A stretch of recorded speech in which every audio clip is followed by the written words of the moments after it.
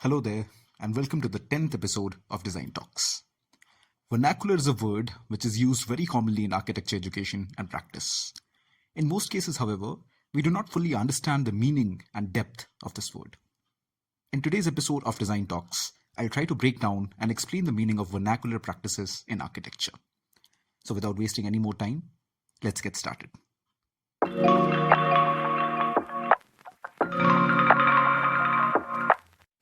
Vernacular architecture, also referred to as folk architecture, is basically any built space made by non-professionals or people who are not trained in formal architectural education. It's a broad category in which we get to see a lot of different building types, and this has been around for a long time. It's rather surprising that 95% of the world's built environment was classified as vernacular in the year 1995. And hence, it becomes important for us to know what it is all about. Let's take up a small case. Say Uday lives in Jaisalmer, Rajasthan, and he decides to construct his own house or haveli. Uday isn't a trained architect, but he decides to take it upon himself to design his house by looking at what other neighbors are doing and what materials can be sourced locally. He also knows that Jaisalmer is hot for most time of the year, and hence he needs to make the house in a way so that the interiors remain cool even in the harsh weather. Uday uses sandstone for the construction, which is readily available and blends well with the landscape of the place. He also orients the house in a way such that there are more windows on the north face and less on the south and west face to reduce the amount of sunlight entering the house. Moreover, he also makes a courtyard in the center of the haveli, because he heard his neighbors talk the other day how a courtyard helps to keep the heat inside the house in check. Apart from that, Uday also designed the doors and windows with arched tops because he really loved how beautiful arched openings looked in the other buildings of the locality. And that's exactly how vernacular architecture works. It serves the immediate local needs of people with whatever material is available in the region.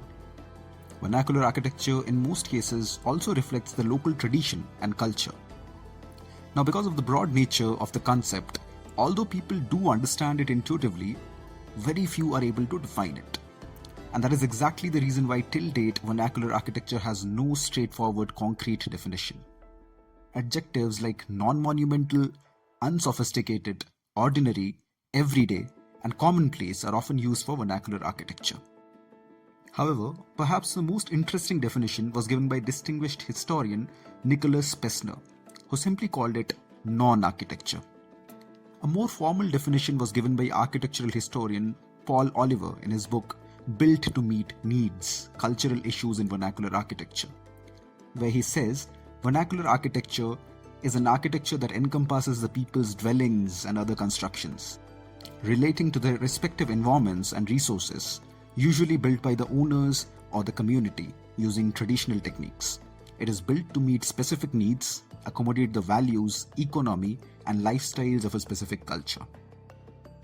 Now, vernacular architecture is often overlooked in traditional histories of design, and it's a sad state of architecture practice today that foreign construction techniques, materials, and styles are in a lot of ways considered superior to vernacular practices, both by architects and clients.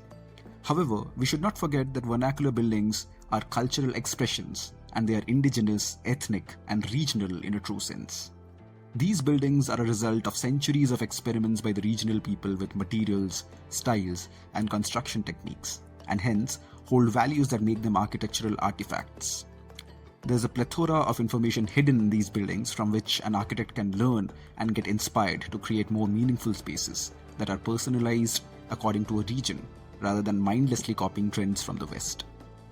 I really hope in the coming time architects and non-architects understand the importance of vernacular architecture and utilize it in their projects in whatever capacity possible. Well, that will be all for this episode. Do not forget to tell me how you liked this episode and what are the vernacular practices of your region. I'll see you in the next episode. Till then, stay safe, have fun.